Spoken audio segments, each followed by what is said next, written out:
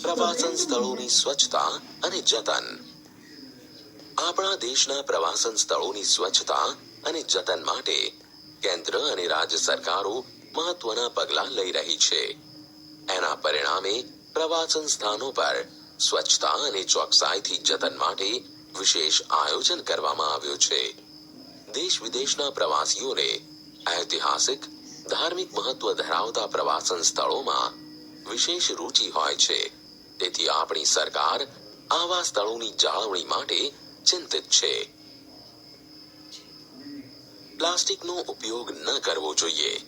પ્રવાસનના સ્થળો કે જાહેર સ્થળોએ કચરો ગમે ત્યાં ન ફેંકતા કચરા પેટીમાં નાખવો જોઈએ.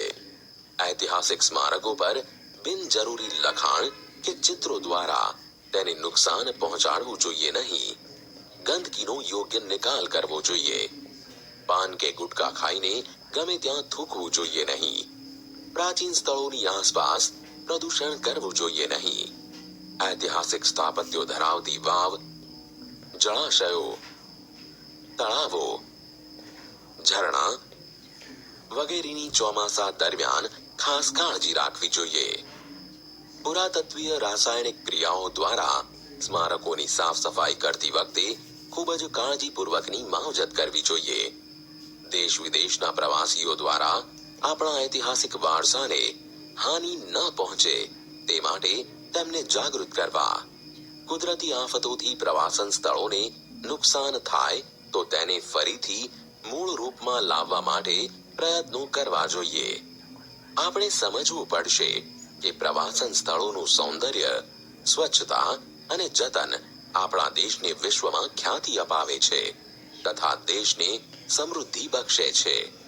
ભૂતકાળના વારસાના મૂળ સ્વરૂપને આંચ ન આવે તે રીતે આધુનિક વિજ્ઞાન અને ટેકનોલોજીના સહારે તેનું જતન કરવું જોઈએ.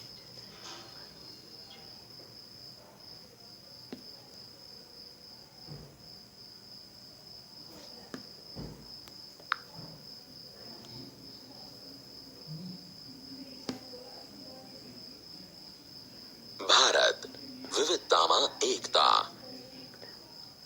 વિશ્વની અતિ પ્રાચીન સંસ્કૃતિઓ પૈકીની એક ભારતીય સંસ્કૃતિ સમૃદ્ધ અને વૈવિધ્યસભર વારસો ધરાવે છે. ભારતની વિવિધતા જ વિશ્વમાં તેની વિશિષ્ટ ઓળખ છે. વિવિધ જાતિઓ, જ્ઞાતિઓ, ધર્મો, રીત રિવાજો, સંસ્કૃતિઓ, ભાષાઓ વગેરેનો સમન્વય ભારતમાં થયો છે. ભારત વૈવિધ્ય ધરાવતો હોવા છતાં તે ભાતીગળ સંસ્કૃતિનું સર્જન કરી શક્યો છે. ભારતે વસુધૈવ કુટુંબકમની ભાવનાને વિશ્વમાં સાકાર કરી છે. આખી દુનિયા એક વિશાળ કુટુંબ છે. આ ભાવના ભારતમાં વેદકાળથી પ્રચલિત છે.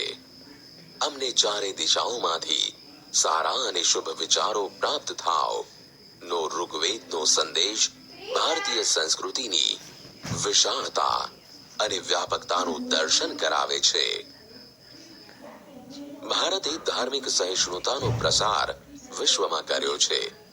સ્વામી વિવેકાનંદે શિકાગો, અમેરિકામાં મળેલી વિશ્વ ધર્મ પરિષદમાં કહ્યું હતું કે મને કહેતા ગર્વ થાય છે કે જે ધર્મનો હું પ્રતિનિધિ છું તે ધર્મે જગતને સહિષ્ણુતા અને વિશ્વ બંધુત્વના પાઠો શીખવ્યા છે. ભારત એક બિન સાંપ્રદાયિક દેશ છે. ધર્મની દ્રષ્ટિએ ભારત સંસારના પ્રમુખ ધર્મોના સંમિશ્રણની ભૂમિ રહ્યું છે.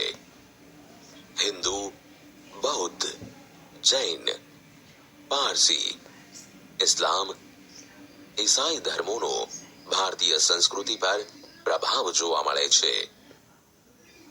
પ્રાચીન ભારતના જ્યોતિર્ધરોએ પણ ભારતની એકતા પર ભાર મૂકી સમગ્ર દેશને ભારત વર્ષ એવું વિશાળ નામ આપ્યું હતું. પવિત્ર ગણાતી 7 નદીઓનો સમાવેશ ભારતમાં રચાયેલી પ્રાર્થનાઓમાં પણ થયો છે. ઋષિમુનિઓ, સૂફી સંતો, સ્વામી વિવેકાનંદ, દયાનંદ સરસ્વતી અને મહાત્મા ગાંધી જેવા યુગ પુરુષોએ હંમેશા શાંતિ, સમન્વય અને વિશ્વ બંધુત્વની વાતો પર ભાર મૂક્યો છે. વિવિધતામાં એકતા એ ભારતીય સંસ્કૃતિની આગવી વિશિષ્ટતા છે. મહાસાગરોમાં જેમ નદીઓનો સંગમ થાય છે, તેમ આપણા દેશમાં વિવિધ ધર્મો, સંપ્રદાયો, જ્ઞાતિઓ, ભાષાઓ, રીત રિવાજો, પરંપરા, ઉત્સવોનું સંમિશ્રણ જોવા મળે છે. ભારતમાં વિવિધ લોકો સહ અસ્તિત્વની ભાવનાથી પોતાનું જીવન જીવે છે. ભારતીય પ્રજાએ આપણી આ વિશિષ્ટતાનું સંવર્ધન અને જતન કર્યું છે, જે અદ્વિતીય છે.